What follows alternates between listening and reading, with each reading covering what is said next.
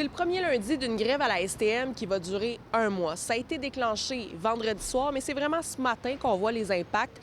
Ici, on est à la station Berry-UQAM où on a croisé plusieurs étudiants, plusieurs enseignants ce matin qui ont trouvé des façons de s'adapter. Pour l'instant, ça s'est bien passé, mais j'ai un peu peur pour après, qu'on va falloir retourner chez nous. Vous habitez loin, comment vous débrouillez? Dans le fond, j'habite près de la station Henri Bourassa. Fait que disons que la marche n'est pas vraiment pensable.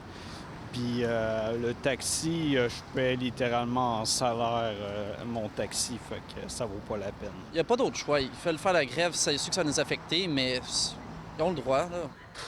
Des établissements scolaires ont pris des mesures pour s'adapter à la grève. Par exemple, le Cégep du Vieux-Montréal a modifié ses horaires, tandis que l'Université Concordia permet à ses professeurs d'offrir leurs cours de soirée en ligne. Moi, je suis enseignante au Cégep, fait que mes horaires ne fonctionnent pas tout le temps. J'ai vu que le Cégep avait quand même modifié ses horaires. Nous avons changé les horaires, c'est-à-dire normalement, il y a 5 minutes qui a été enlevée à chacune des périodes, de façon à ce que la journée ne finisse pas à 6 heures, mais à 5 heures. Comment tu trouves ça? Bien, c'est super parce que comme ça pénalise pas les gens qui ont des cours plus tard puis qui pourraient pas rentrer en faisant leurs cours. Puis ça nous fait 5 minutes de moins dans nos cours, c'est que c'est quand même bien. Malheureusement, certains usagers qui n'avaient pas reçu le mémo ont eu une très mauvaise surprise ce matin. Il y a deux grèves en parallèle, une du syndicat des chauffeurs d'autobus et de métro et une du syndicat des employés d'entretien. C'est à ce syndicat qu'on doit les moyens de pression où le métro et l'autobus ne sont pas en fonction en dehors des heures de pointe. Donc, on voulait trouver des solutions à la table de négociation.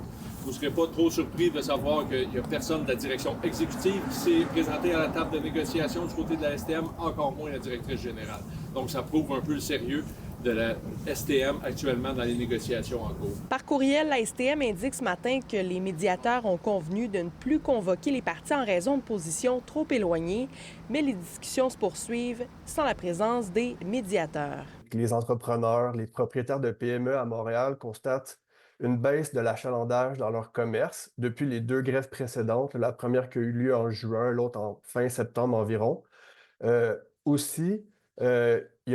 Les employés ont de la difficulté à se rendre à leur lieu de travail. 83% des PME de Montréal nous ont dit que certains de leurs employés arrivaient en retard ou devaient s'absenter à cause de la grève. C'est pas impossible que le conflit se règle d'ici le 28 novembre, mais d'ici là, les usagers devront trouver d'autres moyens de se déplacer en ville en dehors des heures de pointe. À Montréal, Lily Mercure, pour Nouveau Info.